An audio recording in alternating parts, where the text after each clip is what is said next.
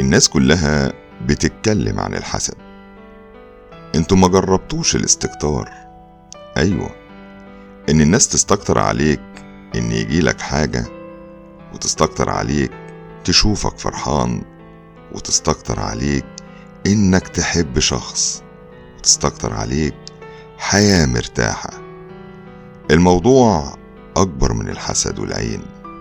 الموضوع انهم بيتمنوا زوال اي نعمة هتجيلك او عندك، ويخربوا حياتك تحت مسمى هو احنا هنكره لك الخير. ربنا يحفظكم جميعا. تحياتي، يحيى شاهين.